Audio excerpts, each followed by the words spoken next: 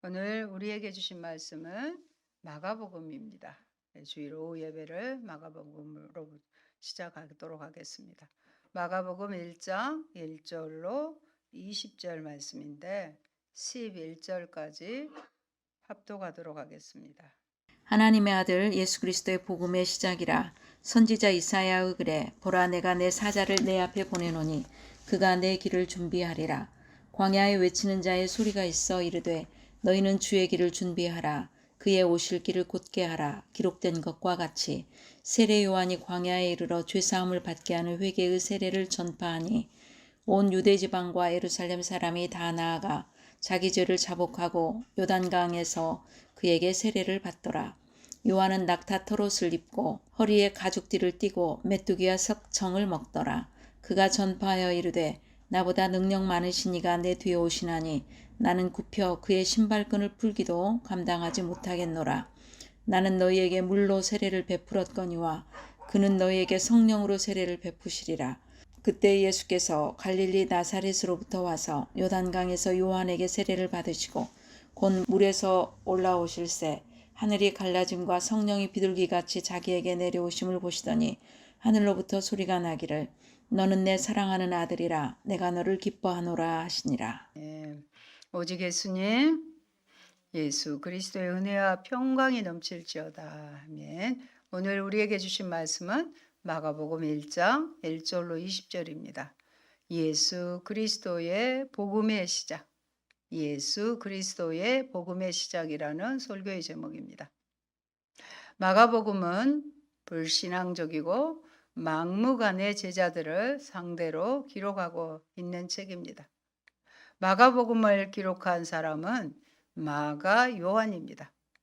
마가는 로마에 있는 사람들에게 복음을 더 효과적으로 전하기 위하여 마가복음을 기록하였습니다. 현대 대부분의 신약학자들은 마가복음 우선서를 받아들입니다. 그들의 주장은 이렇습니다. 마가복음은 현 복음서의 형태로 기록된 최초의 복음서이다. 마태와 누가는 마가복음을 자료로 이용하였다.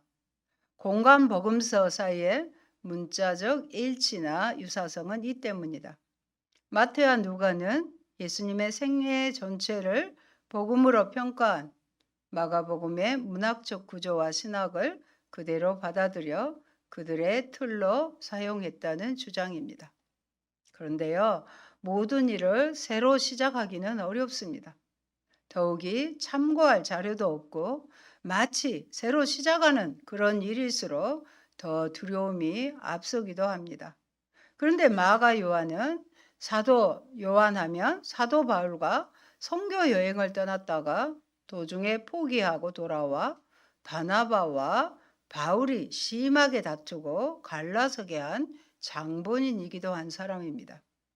이런 사람을 통해서도 가장 귀한 복음서를 그것도 맨 처음에 기록하게 하신 것은 자격 없는 우리에게도 소망이 생기는 부분이기도 합니다. 마가 요한은 예수님을 오랜 세월 지내고 아는 사람이었습니다. 그럼에도 예수님을 인격적으로 만난 적도 없는 변화되지 않는 사람입니다. 마가는 그 유명한 마가의 다락방이 있는 부잣집의 아들로 태어나서 예수님을 만난 적이 없습니다. 그러나 복음을 받아들였습니다. 그리고 복음을 위하여 험한 길을 가는 것을 그렇지만 거부하는 사람이었습니다. 복음은 받았지만 복음 때문에 고생하는 것을 거부한 사람이었습니다. 베드로는 유대 사람으로 히브리어를 하였는데 그 당시에 공용어가 헬라였습니다. 그래서 헬라어와 또 히브리어에 능통한 마가 요한을 설교의 통역자로 늘 데리고 다녔습니다. 베드로 사도는 복음을 전할 때 그것을 사람들이 들을 수 있는 분명한 말에 담았고 그 뒤에 신비한 비밀을 감추어 두지 않았습니다. 로마에서도 그렇게 하기에 그는 통역을 늘 대동했습니다. 즉 마가복음을 기록한 마가가 그의 통역으로 사람들이 알아듣도록 복음을 전하는 역할을 했다고 합니다. 마가는 세상적인 눈을 가진 사람으로 제자들이 예수님을 따라다니면서도 예수님의 가르침을 제대로 이해하지 못하는 것을 보았습니다. 자신도 변화되지 않은 것을 그대로 기록하고 있습니다. 그런 제자들이 변화되는 것을 마가는 또한 보는 것입니다. 그것은 어느 순간부터 제자들에게 예수님의 십자가가 신앙의 중심에 들어오는 것을 봤습니다. 자신도 십자가를 이해할 때에 자신도 변화되더라는 것입니다. 그러므로 마가복음은 성경에서 가장 복음을 정확하게 이해하게 하고 복음을 가장 많이 사용하는 성경이라고 소개할 수 있습니다. 마가복음 1장은 마가복음 전체의 토대를 형성하는 일련의 사건들과 주제들을 매우 박진감 넘치게 소개를 합니다. 크게 세 부분으로 나눌 수가 있습니다. 서원입니다. 1절로 13절이고요. 예수님 메시지의 요지로 14절과 15절이 있고 예수님의 갈릴리 초기 사역으로 그 이후로 45절까지 나누어집니다. 먼저 서원입니다. 1절로 13절입니다. 세례 요한의 사역과 예수님의 세례, 예수님의 시험의 내용이 기록되어 있습니다.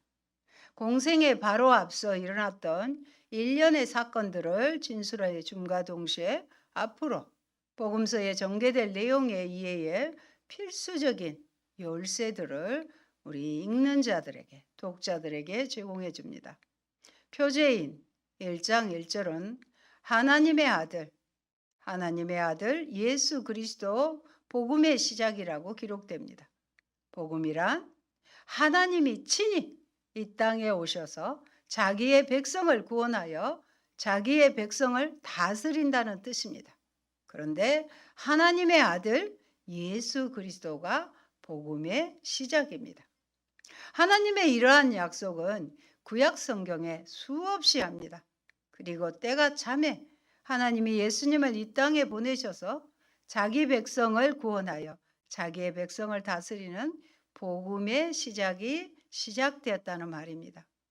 이 사건을 설명하기에 구약 성경 이사야 40장 3절과 말라기 3장 1절을 직접 인용하였습니다. 예수님이 구약이 내다보았던 메시아라는 사실을 명백히 밝힙니다. 이러한 신분은 하나님의 아들이라는 부연에 의해 그 표현이 더욱 고조됩니다. 그리스도의 복음은 지금까지는 구전으로 입으로 전해져 왔지만 이제 그 내용을 책으로 기록하여 전하려 하는 것입니다. 그러므로 마가복음이 신약 성경 가운데 가장 먼저 기록한 성경입니다. 누가 자기의 백성을 구원하여 사탄의 통치에서 벗어나서 자기의 백성을 다스리십니까? 예수님입니다. 예수님이 하나님의 아들이라는 것이 복음입니다. 복음의 시작은 이제 시작하였다는 단어가 아닙니다. 근본이라는 아르케라는 단어입니다. 예수님이 복음의 기원이고 또 복음의 출발점이고 예수님이 복음의 근본이라는 것입니다.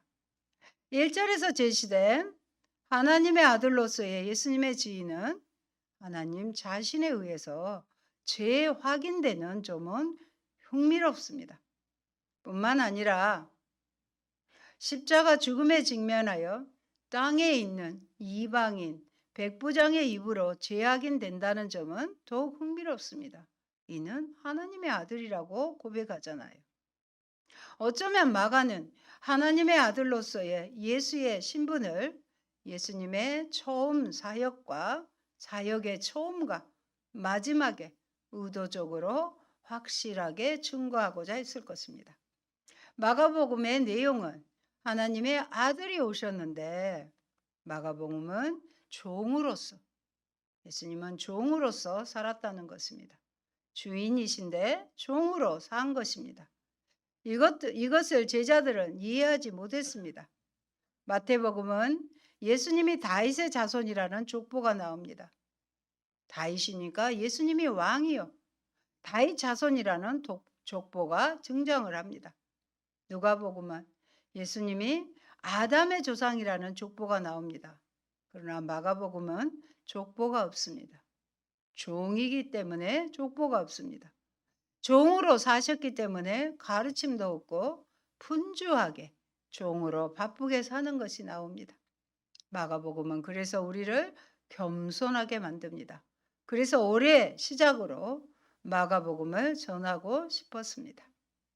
예수 그리스도의 복음의 시작을 세례 요한을 소개함으로 8절까지 시작됩니다. 이사야 선지자의 예언대로 세례 요한이 왔지요. 그는 비록 회개의 세례를 전했지만 그 사역의 초점은 성령으로 세례를 주실 그리스도를 소개하는 것입니다. 말라기의 예언이 세례 요한에게 적용되어 그가 예견된 말라기에서 주장된 엘리야의 역할을 수행하는 자임을 알려줍니다. 그러나 요한이 내다보는 인물이 다름 아닌 구약 성경에서 기대되어 왔고 그 당시에 사람들이 그처럼 고대해 오던 메시아라는 사실을 강력하게 시사해 줍니다. 예수님이 세례를 받으실 때 환상과 하늘에서 들리는 음성은 복음서의 다른 곳에서는 발견되지 않습니다. 10절과 11절 중요하니까 한번 같이 더 보겠습니다.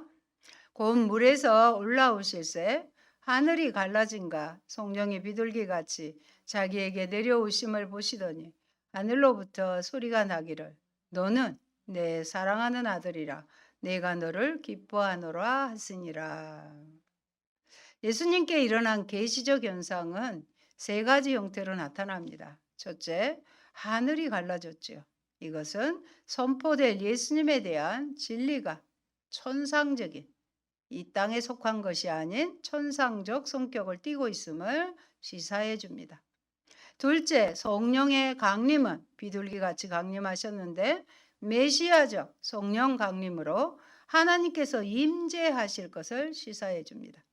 셋째, 하늘에서 들려온 음성은 메시아의 신분을 확증해 줍니다. 한 번도 아닌 이런 삼중적 계시는 예수님의 메시아의 사역이 스스로 취한 것이 아닌 예수님 자신이 취한 것이 아닌 철저히 하나님에게서 임명된 것임을 밝혀줍니다. 예수님의 인격의 비밀인 종과 메시아 하나님의 아들을 알도록 도와주는 것입니다. 주님은 광야에서 40일을 금식하셨고 사탄에게 시험을 받으셨습니다. 12절 13절 내용입니다. 자주 언급되는 광야에 대한 언급이 다른 곳에서는 전혀 발견되지 않습니다. 광야 주제를 시험 주제와 인상적으로 연결해서 제시합니다.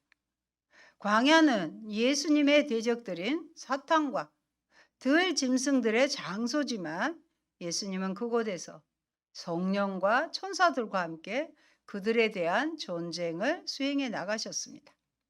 40일간에 걸친 예수님의 광야 체제는 모세의 40일 시내산 체류, 엘리야의 40일 광야 여정, 그리고 40년간에 걸친 이스라엘의 광야 생활에서 그 배경을 찾을 수 있습니다.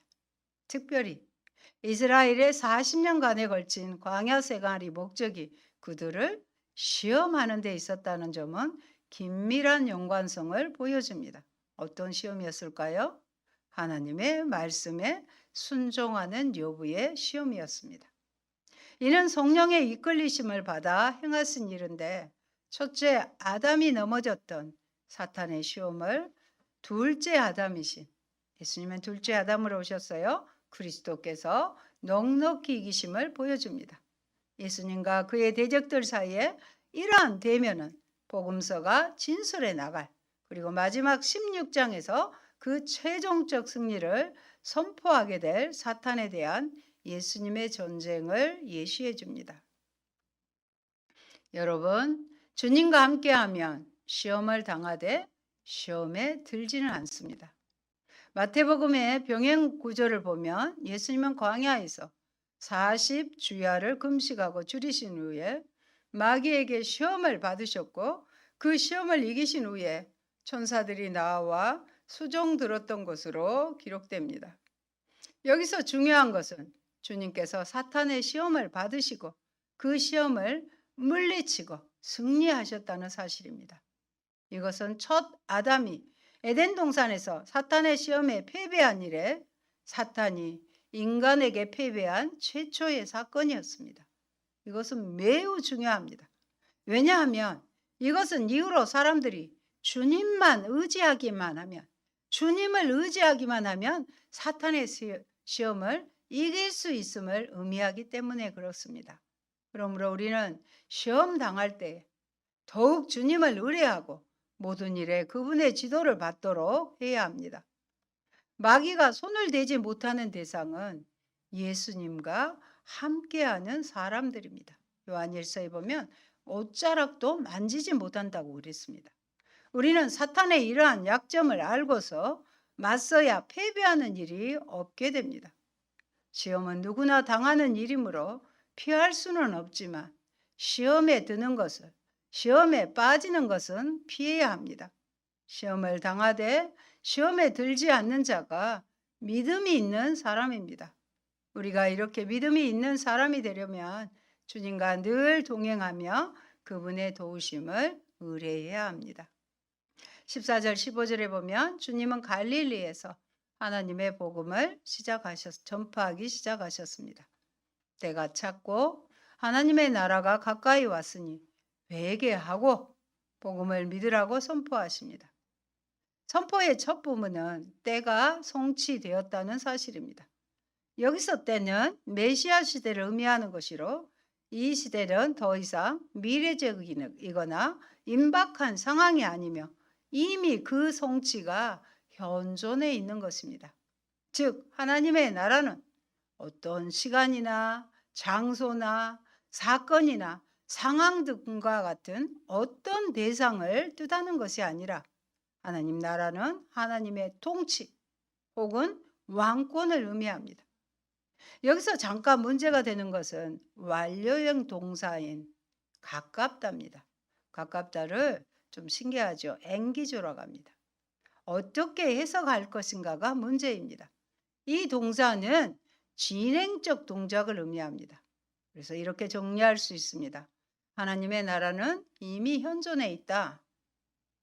그러나 그 나라는 시간적으로 이미 종결된 상태에 있는 것이 아니라 예수님의 사역 현장에서 계속 진행되어 가는 역동적인 실체인 것이라는 것입니다. 회개하고 복음을 믿으라. 회개하고 또 복음을 믿으라. 두 가지 명령 앞에 하나님의 백성은 그에 합당한 반응을 보여야 합니다. 그 반응은 바로 회개와 믿음입니다.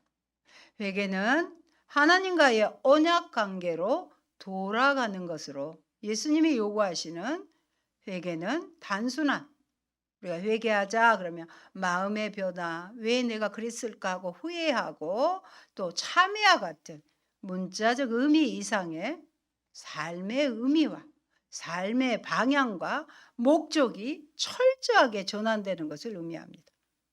또 믿음은 단순한 지적인 동의 이상의 전적인 신뢰와 또 거기에 따른 헌신을 의미합니다. 그런데 믿음의 대상이 복음이라는 점이 참으로 흥미롭습니다. 따라서 복음을 믿으라 이런 명령의 의미는 이미 현존하는 하나님의 통치에 전적으로 헌신하고 순종하라는 것입니다. 여러분, 인생에서 가장 그렇다면 시급한 과제는요, 회개하고 예수님을 믿는 일입니다. 주님은 공생의 사역 기간 동안 참으로 많은 가르침을 주셨습니다. 그러한 말씀들 중에 제일 먼저 하신 말씀이 뭐예요? 회개하고 복음을 믿으라는 것입니다. 이것은 인생에게 회개하고 복음을 믿는 것이, 예수를 믿는 것이 얼마나 중요한 일인지를 시사해 줍니다. 그것은 인생의 구원과 관계된 문제이기 때문입니다. 구원보다 더 시급한 문제는 없는 것입니다. 사람들은 시작보다 마지막이 좋아야 한다고 합니다. 노년의 복을 받기 위해서 젊어서 고생은 사서라도 한다고 하지 않습니까? 어리석은 부자와 거지 나사로의 비유에서 극단적인 비유지만 여러분은 어떤 삶을 선택하시겠습니까? 저는 안개 같은 인생에서 부유하게 살다 지옥 가는 것보다는 비록 거지로 멸시받고 천대받고 살았어도 영원한 천국에서 영생을 사는 삶을 선택하겠습니다. 그럼에도 불구하고 많은 사람들은 다른 일을 먼저 하고 예수 믿는 것은 나중에 해도 충분할 것이라고 생각합니다. 그것은 인생이 길다고 생각하기 때문입니다. 어리석은 부자처럼 지혜가 없는 이들이요, 이 일의 순서를 모른 자들입니다. 예수님을 믿으면 작은 마음대로 살지 못하고 구속당하고 손해를 본다는 생각이 사람들에게 많이 있습니다. 이는 만유보다 더 크신 우주 만물보다 더 크신 하나님의 사랑과 십자가의 구원을 모르는, 그 십자가의 구원을 이루신 그 사랑을 모르기 때문입니다. 아름다운 구속 모르십니까? 사실은 사탄의 종노릇하고 있는 자신을 모르기 때문입니다. 그러므로 회개하고 복음이신 예수님을 믿는 일은 미룰 수 없는 시급한 과제입니다. 믿음을 가지는 것은 우리가 살아있을 때만 가능한 일이기 때문입니다.